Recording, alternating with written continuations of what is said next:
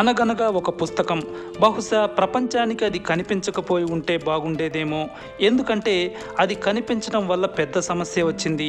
అది ఏం పుస్తకమో అర్థం కాలేదు, ఎవరు రాశారో తెలియలేదు, అందులోది ఏం భాషో తెలియని పరిస్థితి.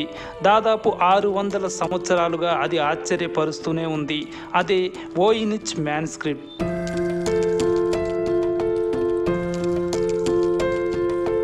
వోయినిచ్ మ్యాన్స్క్రిప్ట్ అనేది దాదాపు 240 పేజీల పుస్తకం.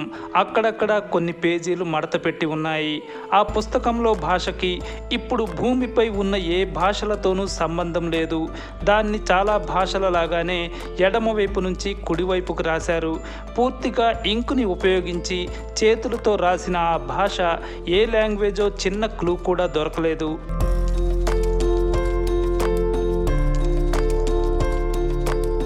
ఆ పుస్తకానికి సంబంధించి మరో షాకింగ్ విషయం కూడా ఉంది. అందులో భాషతో పాటు కొన్ని అందమైన విచిత్రమైన బొమ్మలు కూడా ఉన్నాయి. అవి కూడా చేతులతో ఇంకుతో వేసినవే. అవి ఏమిటో ఎందుకు వేశారో కూడా తెలియలేదు.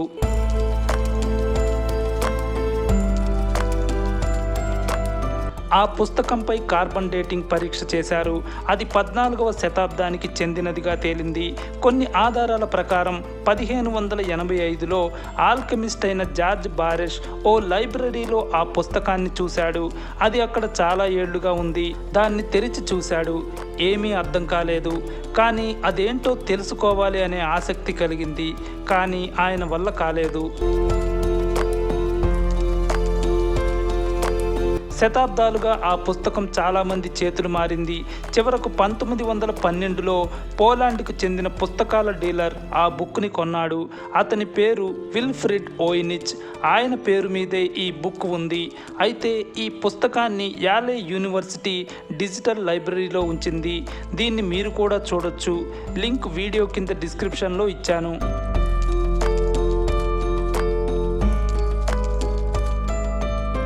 చాలామంది అభిప్రాయం ప్రకారం ఇటలీకి చెందిన వ్యక్తి దీన్ని రాసి ఉండాలి. అతను మొక్కల పరిశోధకుడు అయి ఉండాలి. అతను రకరకాల మొక్కలను పరిశోధిస్తూ ఆ మొక్కలు, వాటి పువ్వులు, కాయల బొమ్మలు వేసి వాటి వల్ల ఎలాంటి ఉపయోగం ఉందో పుస్తకంలో రాసుకొని ఉండాలి. ఇది ఒక అంచనా మాత్రమే. దీన్ని చాలామంది ఒప్పుకోలేదు.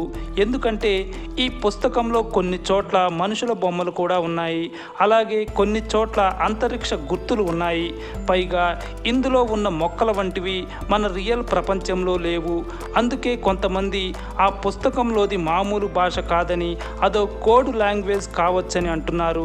మరికొందరు అది ప్రకృతి వైద్యానికి సంబంధించిన వివరాల బుక్ కావచ్చని భావించారు.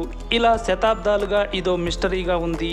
ఈ లాంగ్వేజ్ తెలిసిన వారు, దీన్ని చదవగలిగేవారు ప్రస్తుతం లేకపోవడం వల్ల ఈ మిస్టరీని ఛేదించడం ఎవరి వల్ల కావట్లేదు.